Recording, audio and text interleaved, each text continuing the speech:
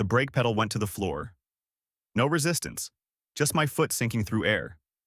I stopped the engine, pulled the parking brake, sat there.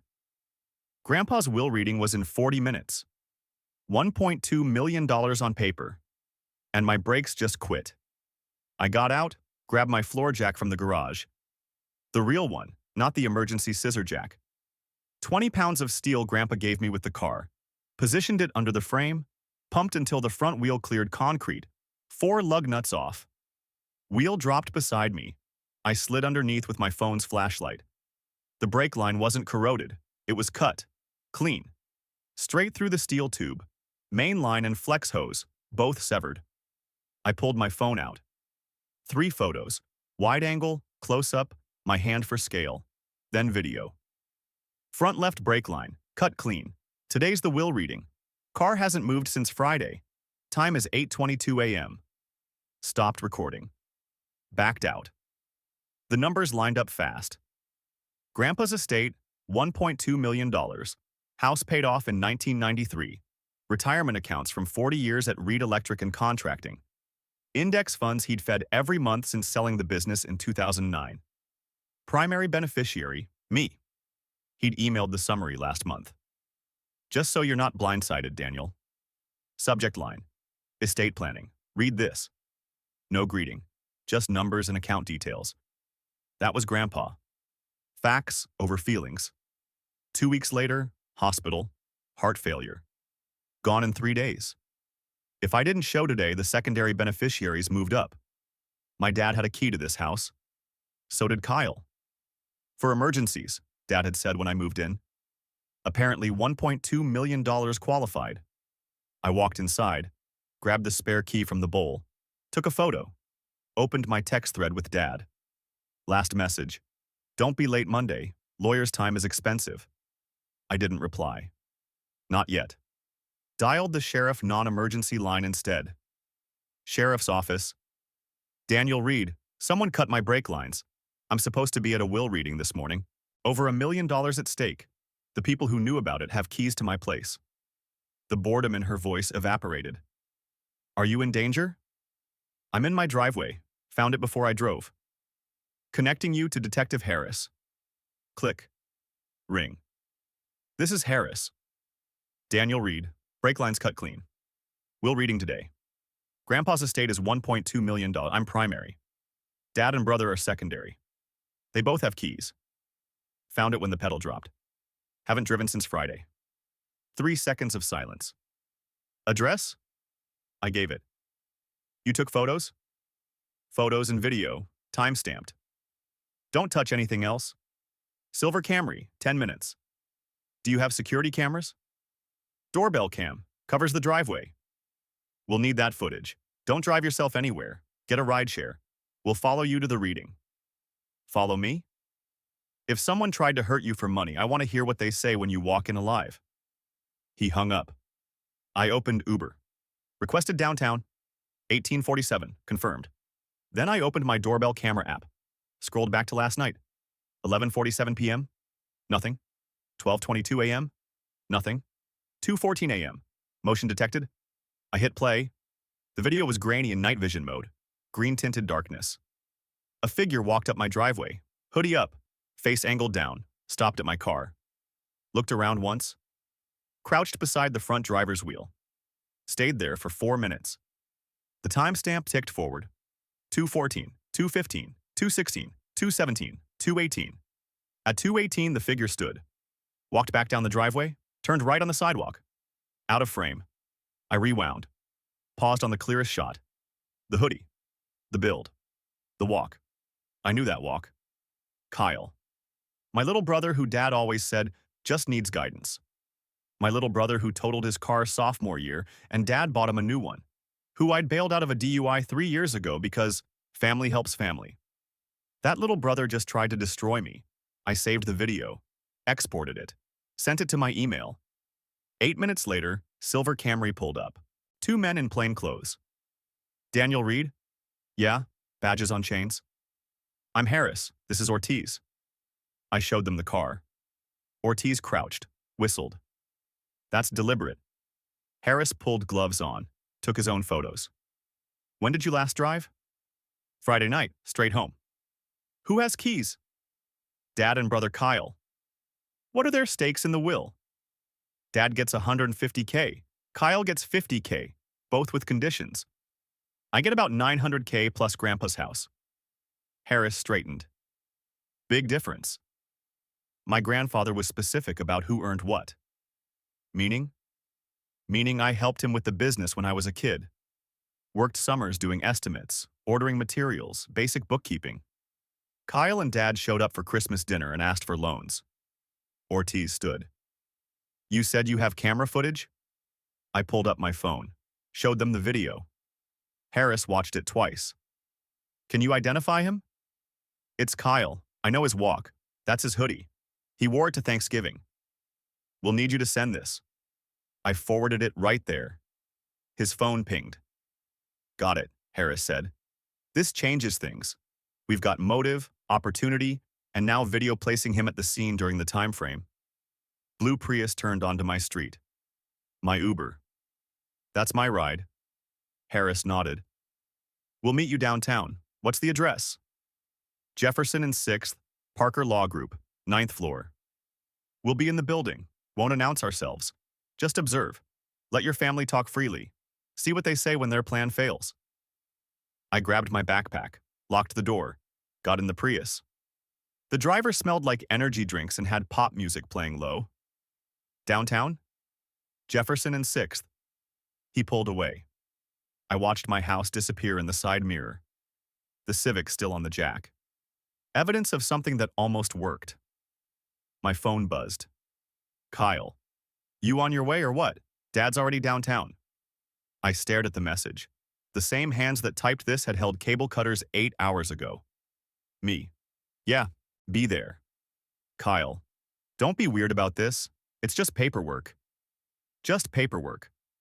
The city passed by outside. Coffee shops opening, people walking dogs. Normal Monday morning for everyone but me. I thought about Grandpa, Edward Reed. Born 1948, dropped out of high school to work construction. Got his electrician's license at 19.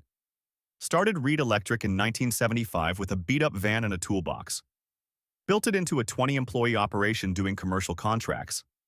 Sold it in 2009 for $340K. Paid off his house, put the rest in boring index funds, lived modestly, drove a 1998 Tacoma until he passed away, shopped at Costco, cut his own hair. Compound interest and time, he'd told me once. That's the only magic that works. He'd paid for my community college when Dad said trade school was throwing money away. He'd co-signed my first car loan when Dad said I needed to learn financial responsibility on my own. He'd sent me his estate summary with one line at the bottom. You earned this.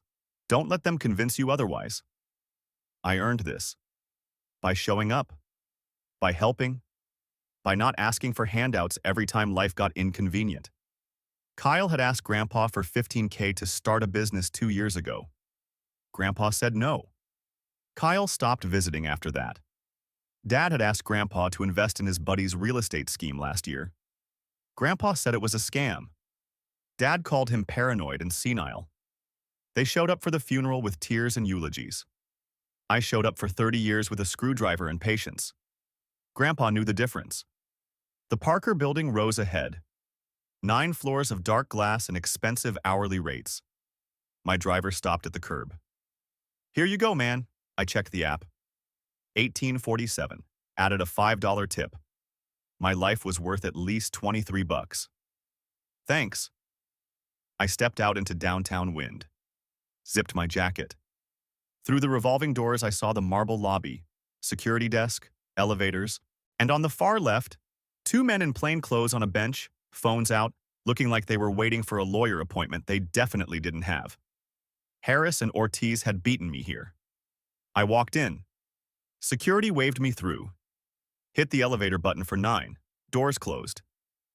My reflection stared back from polished steel. I looked tired, but steady. The kind of tired that comes from not sleeping because your family tried to murder you. Elevator opened on Parker Law Group. Glass doors. Dark wood. Wall of framed diplomas that probably cost more than my car. Dad sat in a leather chair near the window. Dark suit. Tie too bright for a funeral follow-up. Phone in hand. He looked up. Saw me. Something flickered across his face. Surprise, maybe. Disappointment, definitely. There he is, Dad said. Smiled. Starting to think you'd overslept. Kyle sprawled 2 seats over. Button-up shirt. Jeans that cost more than I made in a week. Scrolling like this was just another appointment. Traffic, I said. Neither of them asked what kind. Neither asked why I looked like I'd been under a car. Neither asked if everything was okay.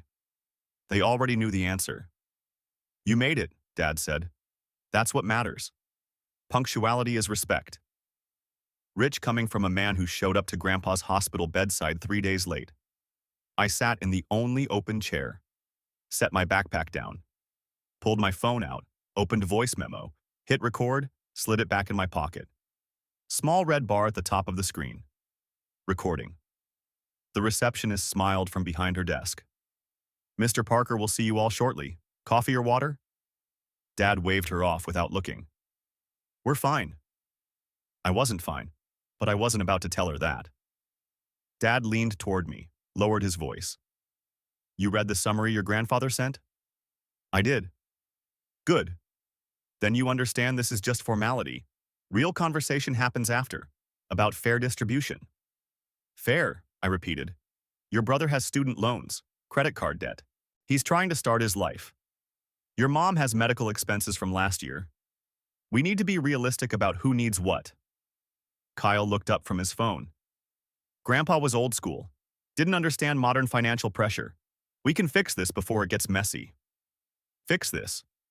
Like Grandpa's legally binding will was a typo. I thought about the brake line, the clean cuts, Kyle's hoodie in night vision green. We can talk about it, I said slowly, after we hear what Grandpa actually wrote. Dad smiled, relaxed back in his chair. That's reasonable. That's all I'm asking. Family should work together. Family should also not try to murder you for money. But I kept that thought to myself. The office door opened. Man in his late 50s stepped out. Gray hair, charcoal suit, glasses on a chain. The kind of lawyer who'd seen every version of family dysfunction and stopped being surprised 20 years ago. Gentlemen, he said. I'm Mark Parker. Thank you for being punctual. If you'll follow me, we'll begin.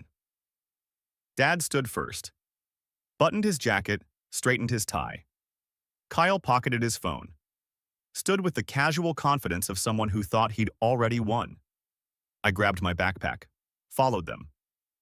As I passed the frosted glass of the conference room next door, I caught 2 blurred shapes sitting perfectly still, waiting.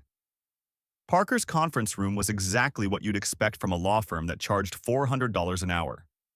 Long mahogany table, leather chairs, 3 spots on our side.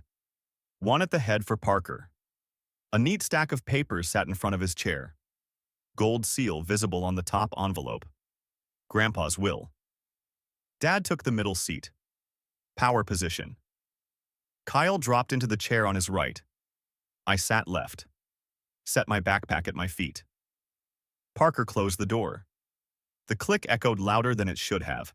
Before we begin, Parker said, sitting down, folding his hands on the table, I want to remind everyone that this is a formal reading of Edward James Reed's last will and testament. This document was drafted, witnessed, and notarized according to state law. It was updated most recently 6 months ago. My role is to execute Mr. Reed's wishes exactly as written, not to arbitrate family disputes. Dad nodded. Of course, we're all here to honor Dad's intentions. His intentions are explicit, Parker said. Held Dad's gaze just long enough to make a point. He picked up the envelope, broke the gold seal, unfolded the first page. Outside in the hallway, I heard a door open softly. Footsteps. Another door closing. Dad didn't notice. Kyle was staring at the papers like he could read through them. Neither of them knew 2 detectives were now in the room next door. Neither of them knew I had video of Kyle at my car at 2:14 a.m.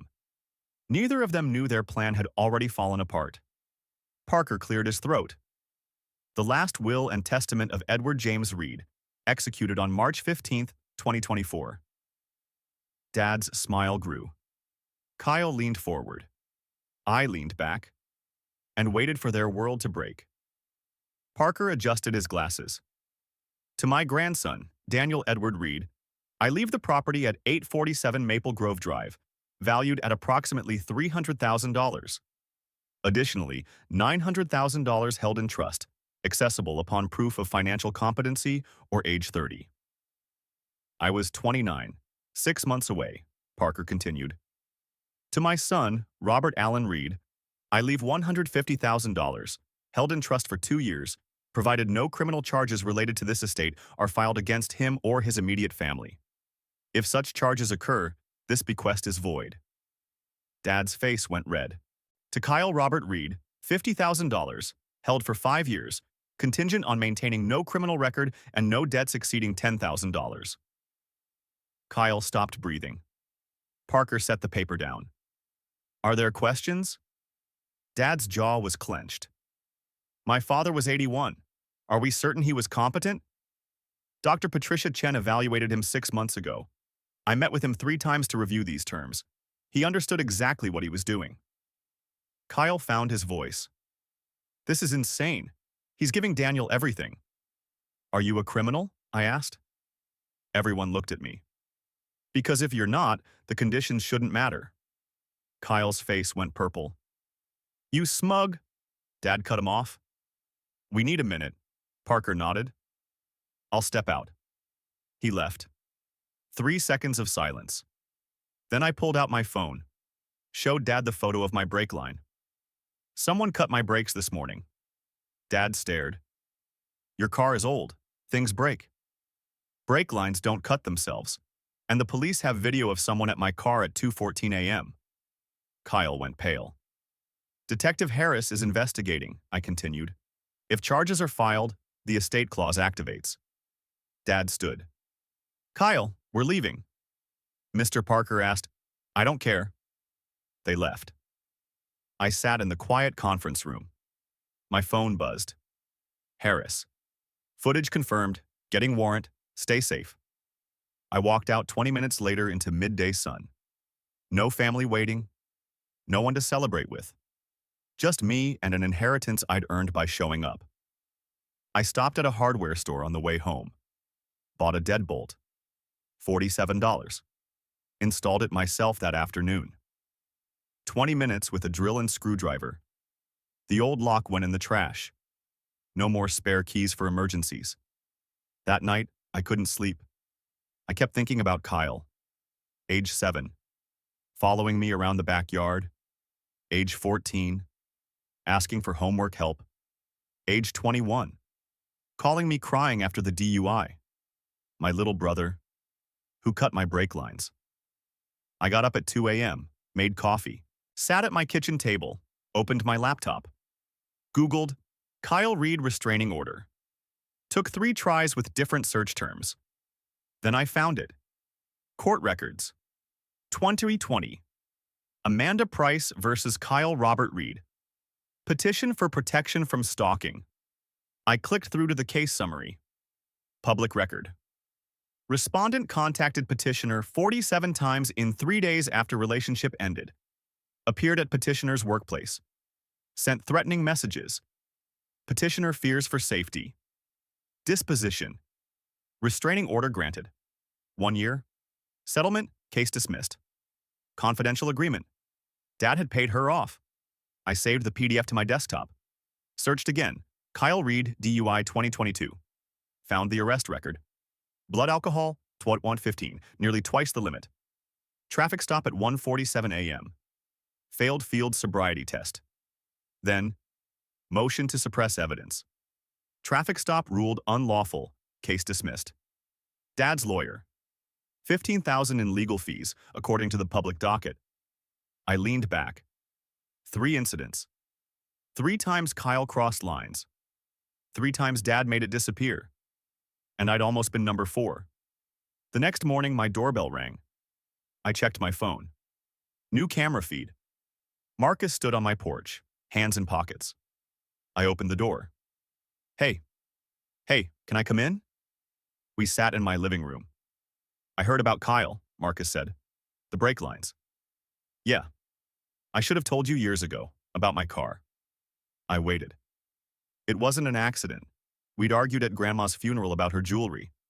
I said Kyle didn't deserve anything because he never visited. 2 days later, my car burned. You're sure? Neighbors saw someone that night, described Kyle's car, but no proof. Dad convinced me to drop it. Family doesn't press charges against family. Did Grandpa know? Marcus nodded. He asked me about it last year. I told him everything. He said he was taking steps to protect you. The will, the conditions, the criminal clause. Grandpa had been collecting evidence. Will you testify if this goes to trial? Already told the detective I would. After Marcus left, I sat alone. Then I did something I'd been avoiding. Drove to Grandpa's house. The key was still under the third porch plank, right where he'd always kept it. I let myself in. The house smelled like coffee and wood polish, like every Sunday I'd spent here growing up. Mail piled on the table, bills, junk, a magazine about index funds. I walked through slowly. Kitchen, clean. Dishes put away. Coffee maker, unplugged. Living room, his chair, the remote on the armrest. TV guide from 2 months ago. Bedroom, bed made. Closet organized by color. Shoes lined up. He'd been ready. Knew he was dying. Put everything in order. I found the file cabinet in his office, second drawer, labeled estate planning. Inside, copies of the will, bank statements, investment records, and a folder labeled Daniel. I opened it. Inside, every birthday card I'd ever sent him, every thank you note, photos of us working together on jobs, a letter, dated 6 months ago. I unfolded it. Daniel, if you're reading this, things got messy. Your dad is weak. Kyle is dangerous. I'm leaving you the bulk because you earned it by showing up. They'll pressure you. They'll say I was senile. Don't believe it. The conditions aren't punishment. They're protection. If they come after you, they lose everything. Stay strong. Remember, people show you who they are when money's on the line. Grandpa. I read it 3 times. Then I photographed it. Saved it to my phone. Put the original back in the folder. Spent the next 2 hours going through his documents. Everything was organized, color-coded, cross-referenced. The man had prepared for war. I found another folder. Kyle Robert Reed. Inside, printed articles about the restraining order. The DUI case summary. Insurance investigators report about Marcus's car. Grandpa had documented everything. He'd known. For years, I was loading files into my car when a white SUV pulled up. Dad. He got out slowly, saw me, stopped. What are you doing here? Grandpa's executor asked me to secure documents. A lie, but clean. Dad looked at the boxes in my trunk. Find anything interesting? Tax records, investment statements, normal estate stuff. Nothing about Kyle? I met his eyes. Should there be? He stared at me, trying to figure out what I knew. You're making a mistake, he said finally. Family protects family. Family doesn't try to destroy the family for inheritance money. He panicked. He wasn't thinking clearly.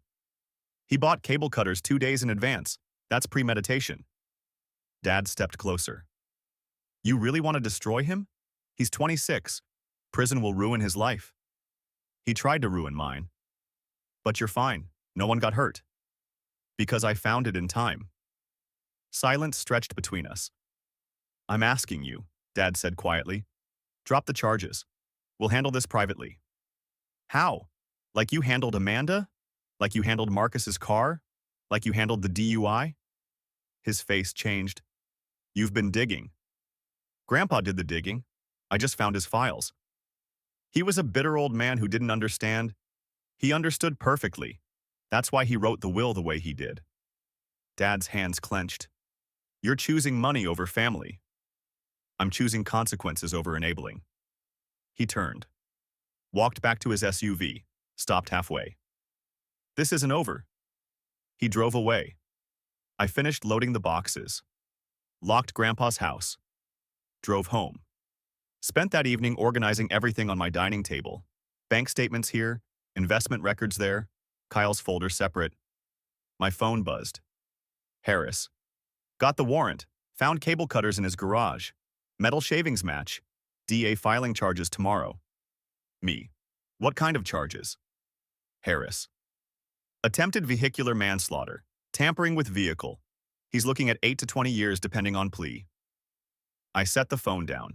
Stared at the documents spread across my table. Evidence of a life built carefully.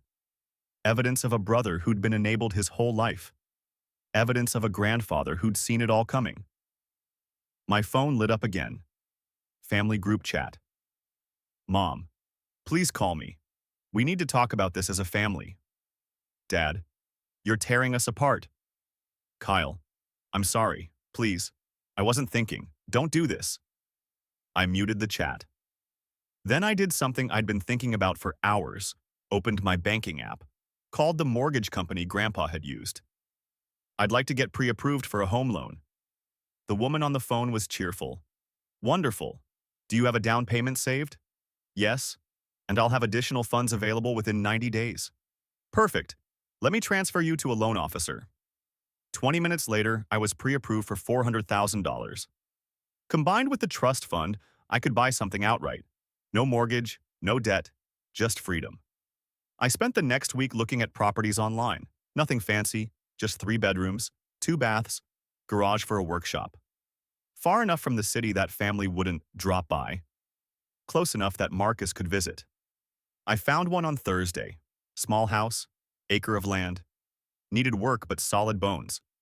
Scheduled a viewing for Saturday. Friday afternoon, Kyle was arrested. I watched the local news website. Booking photo.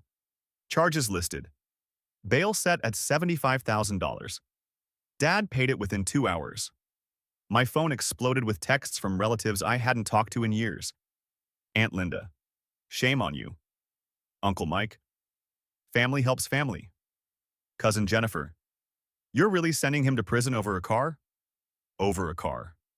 Like attempted murder was a parking ticket. I blocked them all. That night, I sat on my back porch. Looked at the stars. Thought about Grandpa. Who'd worked 40 years to build something. Who'd taught me that showing up matters. Who'd protected me even after he was gone. My phone buzzed. Real estate agent. Seller accepted your offer. Inspection scheduled Monday. I smiled. For the first time in a week. Not because Kyle was arrested. Not because I was getting money. Because I was building something that couldn't be taken away. Something I'd earned. By showing up when no one else did. The house inspection happened on a gray Monday morning. 3-bedroom ranch, brick exterior, detached garage that could fit a full workshop. The inspector was a guy in his 60s named Tom, who wore a headlamp and talked to himself while he worked. I followed him through every room. Foundation's solid, he muttered, tapping the basement walls. Roof's got 5 years left. Water heater's new. Furnace is older but maintained. He opened the breaker box, examined every switch. You know electrical? He asked. Yeah, I'm an HVAC tech. Do some electrical on the side. He nodded. Then you'll appreciate this. Previous owner was an electrician. Wiring's perfect. Labeled, color-coded. Guy knew what he was doing. Something about that felt right.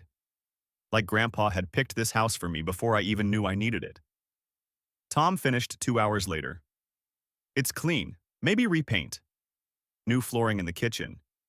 But structurally, this place will outlast you. I signed the final offer that afternoon. Closing date, 3 weeks. That night, I started packing. Not much to move. I'd been renting a 1-bedroom for years. Kept things minimal. Filled 6 boxes with tools, 3 with clothes, 1 with kitchen stuff. Everything I owned fit in my truck bed. I was taping the last box when my doorbell rang. I checked the camera. A woman. Mid-30s, Blonde hair, nervous posture. I didn't recognize her. Opened the door halfway. Can I help you? Are you Daniel Reed? Yeah. She hesitated. I'm Amanda Price. My stomach dropped. I saw the news, she continued quickly. About Kyle, the arrest. I needed to see if you were okay.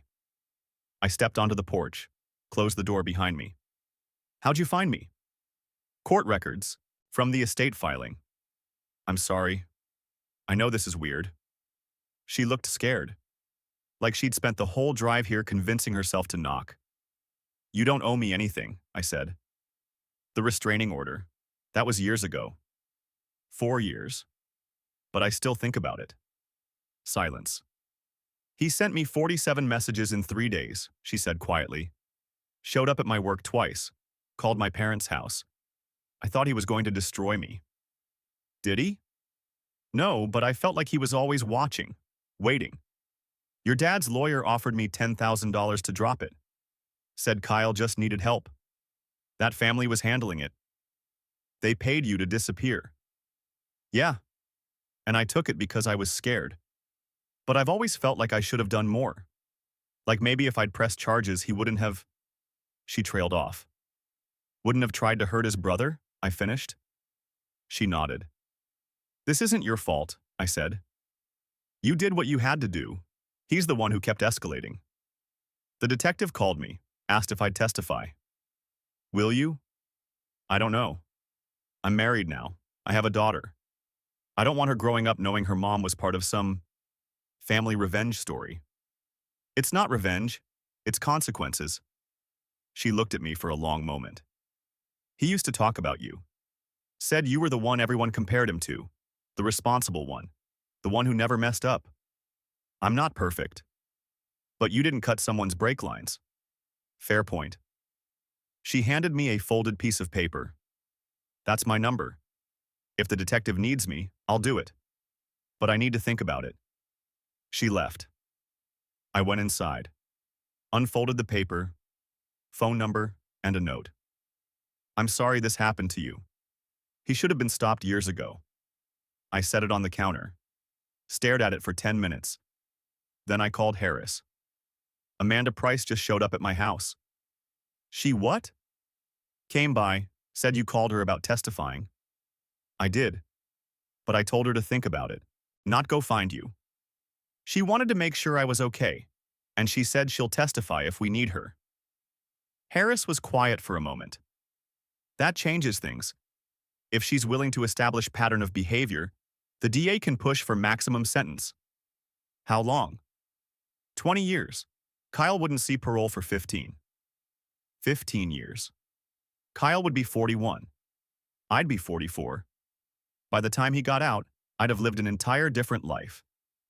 His lawyer's pushing for a plea deal, Harris continued. 8 years. Out in 5 with good behavior. DA wants to meet with you before deciding. Why me? Because you're the victim. Your input matters. I hung up, sat on my couch. Thought about Kyle at 7, 10, 15. Thought about Amanda, Marcus, the DUI. Thought about Grandpa's letter. People show you who they are when money's on the line. Kyle had shown me. 3 days later, I was at Home Depot buying drywall compound when I heard it. I heard he's being vindictive, using the legal system to punish family. I turned. 2 women. One was my Aunt Carol, Mom's sister. The other was someone I didn't recognize. They were standing one aisle over. Didn't see me. He could drop the charges, Aunt Carol continued, but he's choosing to destroy Kyle over a mistake. That's horrible, the other woman said. Daniel was always cold, even as a kid. Never wanted to be part of family events. I stood there, drywall compound in hand, cold. Because I didn't show up to events where I was treated like an afterthought. Because I didn't loan money I'd never see again. Because I didn't let my brother destroy me for inheritance money. I walked past them, didn't say a word, checked out, loaded my truck, drove to the new house. It was empty. Closing was still 2 weeks away, but the inspector had given me keys to do a final walkthrough. I let myself in, stood in the living room, bare walls, scratched floors, outdated light fixtures, but it was mine. I walked to the garage, opened the door. 2-car space, concrete floor, pegboard wall, workbench built into the corner. I could see it already. Tools organized, projects in progress, space to build things, space to fix things, space that no one could take away. I spent the next hour measuring, planning, photographing. When I left, the sun was setting. My phone buzzed. Marcus. Beer Friday? My place? Me. Yeah, I'll bring food. First social plan in 2 weeks. That Friday, I showed up at Marcus's apartment with pizza and a 6-pack. We ate, watched a game. Didn't talk about Kyle or the trial or any of it. Just normal cousin stuff. Halfway through the second beer, Marcus asked, "How you holding up?" "Okay, bought a house." "For real?" "Closing in 2 weeks." "That's huge, man." "Where?" I told him. He pulled it up on his phone. "Nice, quiet street, good bones." "Needs work, but I've got time." "Need help moving?" "Honestly, yeah." "I'm in, just tell me when." We finished the game. I drove home. For the first time in weeks, I felt like something was normal, like not everything was collapsing. The next morning, someone pounded on my door. Not a knock. A pound. I checked the camera. Uncle Mike, Aunt Carol, another aunt I barely recognized. Extended family. The reinforcements. I opened the door but didn't invite them in. "We need to talk," Uncle Mike said. "About?" "About what you're doing to this family." "I'm not doing anything. Kyle cut my brake lines." "He made a mistake," Aunt Carol said. "A stupid mistake. But you're taking this too far. Attempted murder isn't a mistake. He's your brother. And I'm his attempted victim." Uncle Mike stepped forward. "You have a choice here. Drop the charges. Let the family handle this privately. We'll make sure he gets help.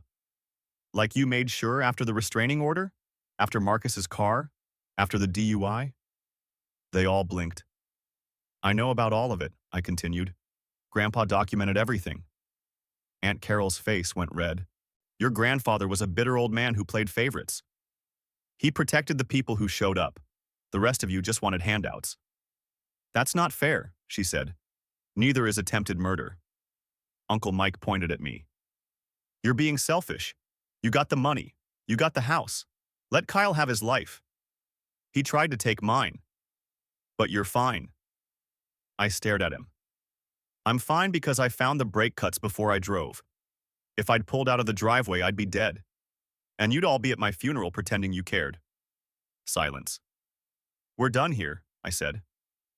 I closed the door, locked it, stood in my entryway while they yelled from the porch for 3 minutes.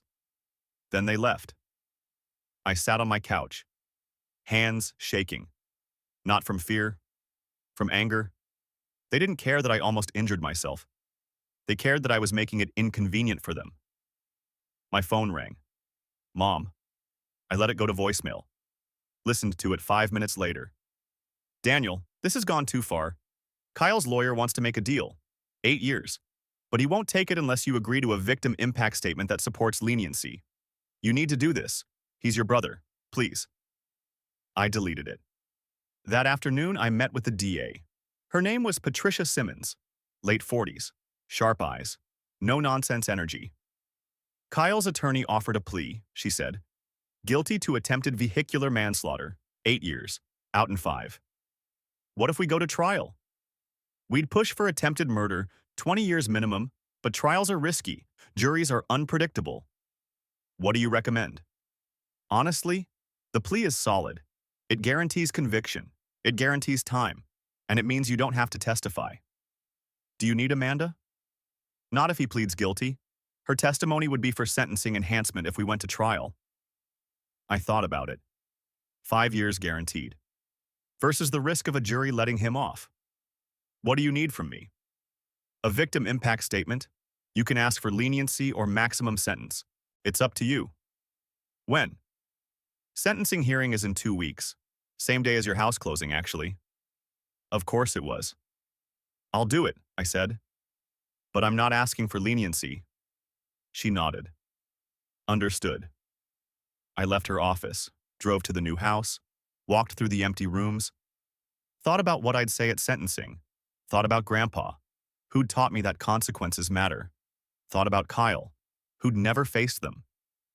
I pulled out my phone, opened notes, started writing. Your Honor, my name is Daniel Reed. I wrote for an hour, deleted half of it, rewrote it. By the time I left, I had 3 paragraphs. Cold, clear, true. No anger, no begging. Just facts. That night, I slept better than I had in weeks. Not because Kyle was going to prison, but because I'd finally stopped carrying the weight of everyone else's choices. They made their decisions. Now they'd live with them. And so would I. The sentencing hearing was at 9 a.m. House closing was at 11. I wore the same suit to both. The courtroom was smaller than I expected. Wood paneling, fluorescent lights, 20 rows of benches. Kyle sat at the defense table. Orange jumpsuit. Hands cuffed. Thinner than I remembered. He didn't look at me when I walked in. Dad sat 3 rows back. Mom beside him. Jenna. A few aunts and uncles. Marcus sat on my side of the aisle. Alone. The judge was a woman in her 60s. Silver hair, reading glasses. Mr. Reed, you've pleaded guilty to attempted vehicular manslaughter and tampering with a motor vehicle.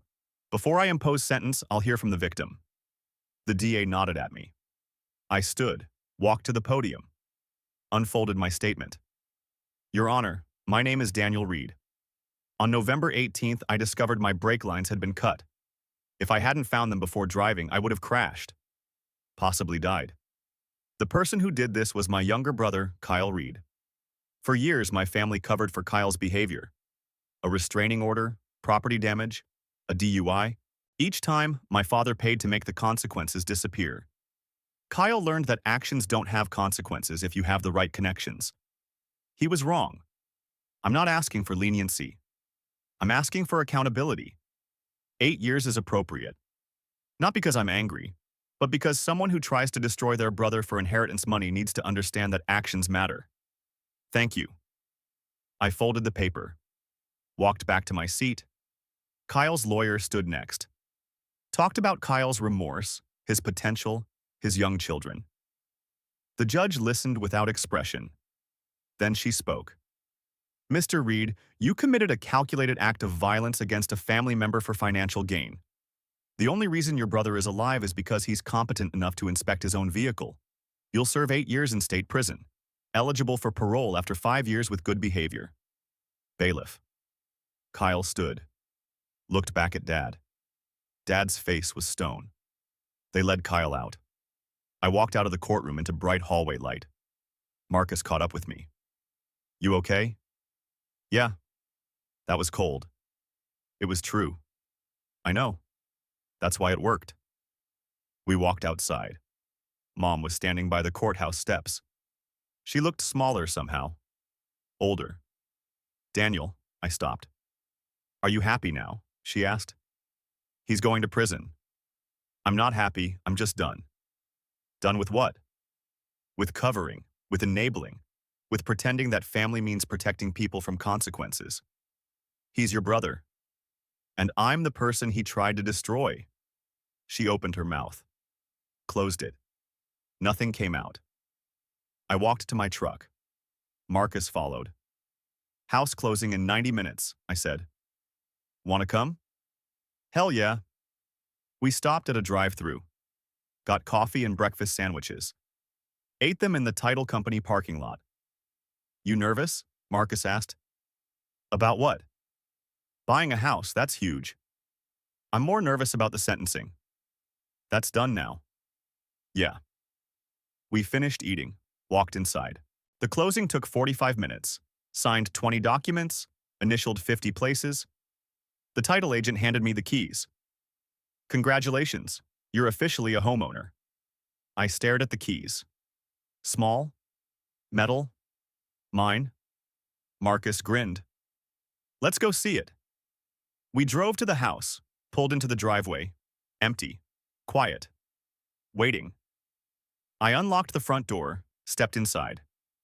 Welcome home, man, Marcus said. We walked through every room. I showed him where I'd put furniture, where I'd repaint, the garage that would become a workshop. When you moving in? He asked. This weekend. I'm already packed. Need help? Yeah. Pizza and beer after? Deal. That Saturday, we loaded my truck. 6 boxes of tools, 3 boxes of clothes, kitchen stuff. A couch Marcus helped me carry down the stairs. Everything fit in 2 trips. By noon, I was unloading in my new driveway. Marcus carried boxes. I directed traffic. Tools in the garage, clothes in the bedroom, kitchen stuff in the kitchen. You're a natural decorator, Marcus said. We worked for 3 hours, set up my bed, assembled a cheap table, hung my TV.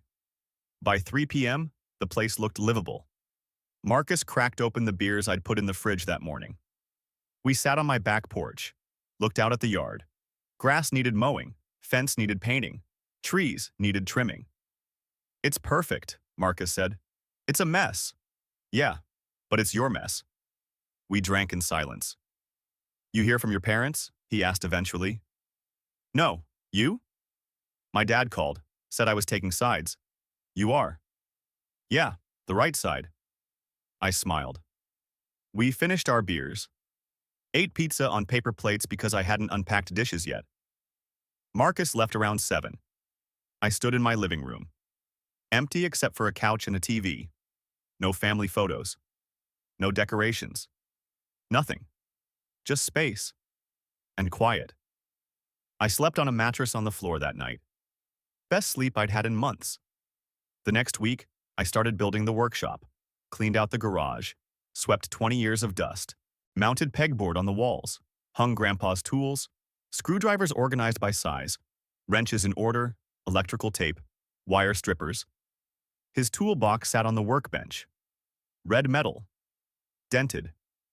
His initials scratched into the side. I opened it. Found the letter again.